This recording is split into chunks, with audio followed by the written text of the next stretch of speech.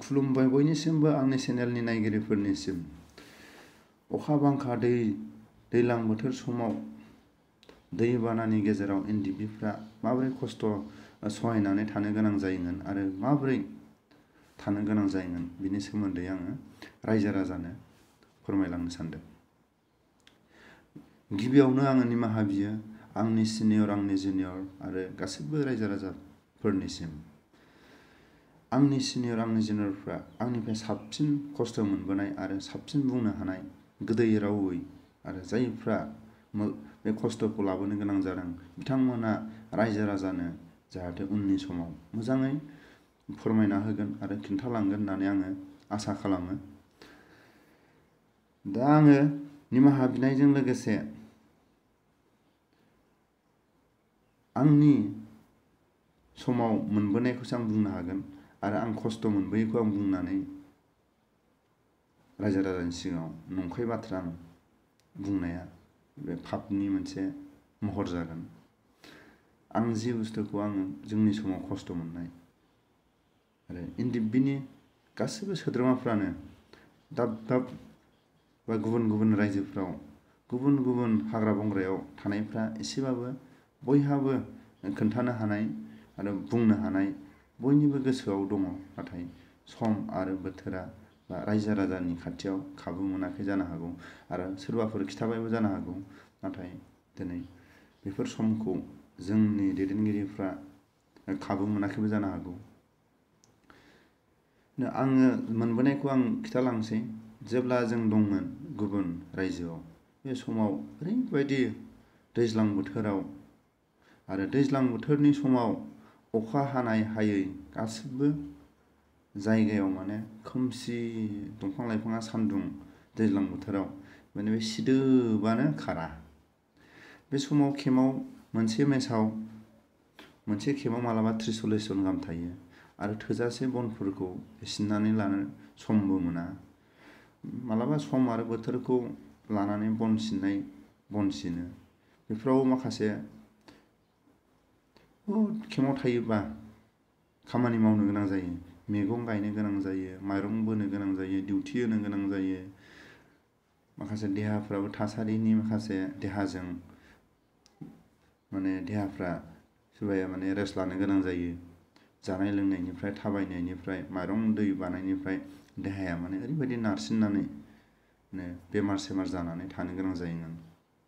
बेफोरखौ नारा नाथा एनडिबिनि डक्टरफोरानो बा एनडिबिनि जायफोर एफा एनै डक्टरफोर दोङो नारा नाथा बिसोरो ट्रिटमेन्ट होनो गोनां जायोमोन आरो हाथारैखौ गुबुन गुबुन रायजोआव फाथायहरनो गोनां जायोमोन। दा बे समाव बयबो बर' रायजो राजाया बर'फ्रा बनजोंनो सङै सङै दिनैसिम रायजो जानानै दङ आरो बनजों 30-40 जननि ओंखाम संनाय बना बेसेबां बना माबायदि थाङो माबायदि बन नांगौ जाना फैयो बेखौ दिनै बर' रायजो राजाया बयहाबो दिनै बुंनो हानाय बा साननो हानाय गोहो दंखायो बर'फोरनाव। जोंनिया मा जायोमोन केम्पआव थायोबा दैयाबो गोदौथारनांगोन।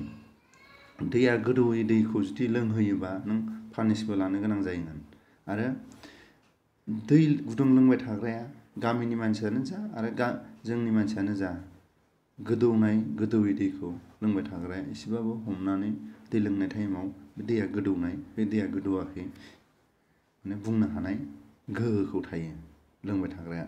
जोंनि हाग्रायाव थानाय समाव दैया गोदौथारनांगोन। गोदौवालासिनो जुदि दैखौ खांना दोनोब्ला बे पानिस लानो गोनां जायो। बा नों 30-40 जननि दै लोंनायनि दै फुदुंनांगौ गोदौनांगौ दैया बेसे बुरजा बन नांगोन आरो दालियाबो बे अरनि पावारजोंनो हारसिंनो गोदौनानै गेब्लेजोबनांगोन, सागं सानो मोना। होमबा बना बेसेबां नांगोन आरो 30-40 जननि ओंखाम संबाय थानाय बना बेसेबां नांगोन। बेफोर दुखु दाहा खस्थ'खौ गावनि जोनोम जायगाखौ गावनि बिमा बिफानि अननायखौ लोगोफोरनि गेलेनाय समफोरखौ गारनानै गावनि सोलोंथाइ लानायफोरखौ गामिफ्राव सोरबा लेखा फरायनायानो जा सोरबा खामानि मावनायानो जा सोरबाया बिदिनो गामियाव थानानै धर्मनि खामानि मावनानै जा बेफोरखौ ज्राब गारनानै जाथिनि एनडिपिआव बारसोमहैनायाव खस्थ' माबायदि लानो गोनां जायो। 3:30आवनो सिखारनानै ओंखाम दै संदो, संनानै बे ओंखाम संग्रा जेब्ला बे बन बैसां लुयोना ओंखाम संनायनि माबायाव गोदोनि बर' रायजो जानायफोर बर' गामिफ्राव माने बर' न'खरफ्राव माने बेयावनो बेदर फोरानजायो बेयाव बन फोरानजायो। फ्राय बाहागोआव माने हाजो ओनसोल बा दुखिया मानसिफोरनि न' नुयो आरो बनखौ अर सुनाय ओंखाम संनायनि गोजौआव बैसां नुयो बेयाव बन फोरानो। थिग बिदि खालायोमोन। अब्ला जों बे समाव ओंखाम संनाय टाइमाव मा जायोमोन, बना अखा बांखा नों बन सिननाय बनखौ बेयाव जाबखोना दोननाय बना जेब्ला ओंखाम ओंख्रि सङो अब्ला बे उखुन्दैनि पावारजों बननि दैया र' गलायोमोन। ओमफ्राय ओंखाम संनायाव नोङो बे संग्रायजों बे माइरं जावग्राजों आरो बे माबा थोरसि गिदिर दंबा थोरसिजों सिबनानै बिदि संनानै जानो गोनां जायोमोन। आरो जोंनि संनाय खावनाया माब्रैमोन, फाला बदल जुदि 20 जनसो थायोबा सानसेयाव साब्रै जेनेबा सानसेयाव साब्रै बिदिनो 40-50 जननि संनायखौ माने बिदिनो माबा खालामलाङो आरो फाला बदल। आरो जुदि 20 जनसोबा सानै बिदिनो सङो। फुंनि बोथिसे मोनानि बोथिसे संनाया बे सानैनि आरो साब्रैबा बे साब्रैनि बिदिनो माने खस्थ'खौ लानो गोनां जाबोदों। आरो 3:30आव सिखारनानै ओंखाम ओंख्रि संनानै बे टाइमाव बे बन गिसिजोंनो नों टाइम होनानै 6टायाव जों फलेन जानांगौ। बे 6टायाव फलेन जानायाव जाय बिसेमखौ पार्टि जादों बा दायथ' होजादों बियो मोनसे रिपर्ट लानांगौ। सोरनिबा देहायाव हरनि समाव माबाफोर जादों नामा, सोरबाफोरनि लोमजानाय साजानाय जादों नामा, सोरबाफोरा माने साख्रुब सुख्रुब जादों नामा, बेफोरनि गासैबो खबर लाखांनायनि उनाव रिपर्टखौ लाखांनायनि उनाव जायफ्रा देहानि जेबो उसुबिदा गैया माइरं लायनो गोनां जायोबा नोङो अखा बांखा नों माइरं लायदोलाय, आरो अखा बांखा नों बन सिननो गोनां जायोबा नों बन सिनदोलाय, आरो जायफ्रा डिउटिनि फालायाव गोलैदों डिउटि होदोलाय। बिदिनो अनेक खामजारि होयो फुंनि समाव आरो देहानि थासारिखौ खबर लायो। बिदि माने मोनसे समाव जोंहा ओरैबायदि अनलायनाय दंमोन। अब्ला उनाव जाखां लोंखां नोङो खामानि होखांनायनि उनाव जाखां लोंखां जाय सोरबाया देहा उसुबिदाफ्रा नों बेहाय बिजि थुजानो बा ट्रिटमेन्टनि थाखाय नों सिकनि थाखाय थादोंबा लोमजानायनि थाखाय नोङो बेयाव रिपर्ट होदोंबा नोङो देहानि थासारिनि थाखाय नोङो जि जोंनि डक्टर थायो बेहाय नोङो नायजानांगोन बा देहानि थासारिनि थाखाय नों आबदाल लानांगोन। आरो जायफोर माइरं लायनो खामानि मोनदों बिसोर माइरं जानाय लोंनायनि जायफोर माने नागिरहैनो बा लायनो गोनां जादों बिसोरो थांनांगोन। बिदिनो खामजारिया बिबार राननायनि उनाव आरो बेलासि समाव 3टा नङाबा 3:30आव जोंहा रुल कल जायो। बे समाव सोरबा केम्पआव गोदान बबेबा जायगानिफ्राय फैदों नामा, आरो बे केम्पनिफ्राय अबेबा थांदों नामा, आरो बे जेब्ला नोङो बे खामजारि बा देहा माखासे खैफोद आरो सोरबा लिडारफोरनि सायाव केडारफोरनि सायाव माखासे आखल आखु जिखुनु जाया जेंनाफोर जुदि सोरबाफोर गावनि गेजेरावनो जा बिदि माखासे जेंनाफोर जादोंबा बे रुल कलाव गासिबो रिपर्टखौ होनो गोनां जायो। सोरबा लिडारा जुदि सोरबा केडारनि सायाव माखासे भुल मावदोंबा बेखौ सासे केडाराबो कमप्लेन होनो थाखाय आरो माखासे बेहाय एप्लिकेसन होनो थाखाय बे रुल कलावनो गासिबो रिपर्टखौ लानाय जायो। सोरबाया माइरं बानानै जुदि हान्थु दुलुना फैदों, सोरबाया लोमजानानै दं, सोरबाया अबेबा जुदि बेमार नायजानो गोनां, सोरबाया अबेबा माबा मोनसे भुल खामानि मावदों, बे रुल कलावनो गासिबो रिपर्टखौ होनो गोनां जायो। बे समाव माने ओरैबायदि फुंनि बेलानि एनडिपिनि अनलायनाया ओरैबायदि सोरना देहाया मा, सोर लिडारा मा भुल मावदों, सोर केडारा मा भुल मावदों बेफोरखौ सावरायलायनाय जोंहा सम होबाय थायोमोन फुं बेला। बेफोरखौ गोसोखाङोबा ओरैबायदि माने दिनैसिम बैफोरनि समखौ अनलायनायखौ गोसोखाङोबा दिनैसिम गोसोआव गाबखांनाय फैयो। गावनि बिमा बिफा, गावनि गामिनि रायजो राजा, गावनि लोगोफोरनि गासिबो बर' हारिनि अननायखौ नागारनानै हाग्रा बारियाव थायोब्ला माबायदि गावजों गाव अनलायनाय माथो होयोमोन फुंनि बेलानि। दिनै जों नुयो बेफोरखौ बुङोबा गोलाव जायो। बिदिनो बहुद खस्थ' लाबोनो गोनां जादों।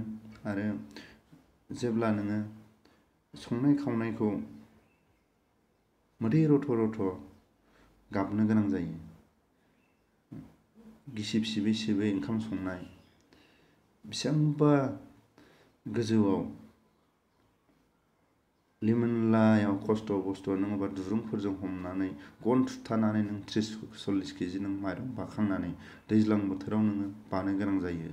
बेसेबांबा हाजो गोजौनिफ्राय नोङो गालिननानै माने हाजो गोजौनिफ्राय गोलैयोबा माबादि गोलैयो अजन लानानै बेफोराव अजन लायालासिनो गोलैनाया बेलेग अजन लानानै आरो बेसेबांबा गोजौनिफ्राय गालिननानै बिदिनो खस्थ'खौ आलाय सिलाय लाबोनो गोनां जादों। बिदिनो अनेक खस्थ'फोरखौ भुगिबोनो गोनां जादों। अबेबा दैफोरखौ हाजो गोजौनिफ्राय अखा हानाय समाव ओरैबायदि माने दाहार माने ओरैबायदि माने जर फैयो दैफ्रा बेफोरखौ माबायदि माइरं बानानै बारसोमनानै माइरं बानानै खेमाव लाबोनो गोनां जायोमोन। सोरबा बायदिया दैजोंनो बुखारलांनानै थैनो गोनां जादों। सोरबा बा दै बारनायावनो बुखारनानै गोथैफोरखौनो मोनबावाखै। बिदिबो एनडिएफबिनि गेजेराव दङ। बहुद खस्थ'नि गेजेराव एनडिएफबिफ्रा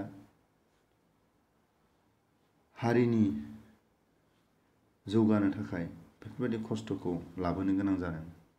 नाथाय बर' रायजो राजाया खोनायोल'मोन नंमारगौना नंमारा। नाथाय जा हायो आं मोनबोनायखौसो बेखौसो आङो फोरमायदों। नाथाय आंनिफ्राय बांसिन खस्थ' मोनबोनाय आरो जायफ्रा हाग्रायाव थानानैनो बिमा बिफा नायनो लुबैबाबो मोना आलाय सिलाय बेमार जागोमानानै जेरैबो थांनो हाया आरो हाग्रा बाहेरायाव थायोबा थोजासे जोंहा डक्टर गैया थोजासे जोंहा मेडिसिन मोना बिदिबो थैनो गोनां जादों एनडिएफबिनि सोद्रोमाफ्रा आलाय सिलायनो।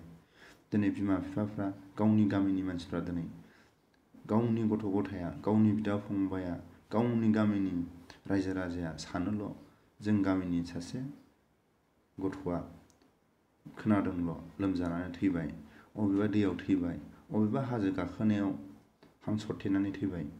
नाथाय माबोरै थैमारदों दिनै स्पस्थ'यै मोगा मोगि रावबो बुंनानै रायजो राजानि सिगाङाव मोजां स्पस्थ'यै फोरमायनानै दिनैसिम होफेराखै। नाथाय नेनानै दं रायजो राजाया सम आरो बोथोरा मिलायोबा जोंनि दैदेनगिरिफ्रा बेफोरखौ मोजाङै रायजो राजानि सिगाङाव फोरमायना होगोन होननानै आं मिजिंथियो। सैथोमार आं जा बुंदों आं जि मोनबोदों आं बेखौ बुंदों। सोरबाया 30-40 केजि बानानै हाजो बेसेबांबा गोजौनिफ्राय गालिननानै सोरबा बायदिया सिनफ्रा गेद्दा जानो गोनां जादों सोरबाया आथिं आखाइ बायनो गोनां जादों बे जोंनि मेगनाव मोनबोनाय। सोरबाया दिनै हाग्रा गेजेरावनो मोदाय दावदै अरजानानै बेफोरावबो जोंहा अजा बायदिसिना डक्टरनि जोंहा अभाब जानानै जोंहा फैयोमोन। जोंनि मेगनावनो हाग्रानि मोदाय दावदै अरजानायजों अनेक जोंनि लोगोफ्रानो मोदाय दावदै अरजादों। जों बेफोरखौ बुंनो हानाय बा नुबोनाय जों बेफोरखौ दिनै फोरमायनो हायो। दंमोन जोंनाव गराइ मैदेर एनडिएफबिनावबो जेब्ला हाजोफ्राव गुबुन रायजोफ्राव थानाय समाव। नाथाय अखानि बोथोराव मैदेर आरो बे गराइफ्रा बेफोर अखा हानाय समफ्राव माने हाया। बिनि थाखायनो मानसिफ्रानो बानो गोनां जायोमोन।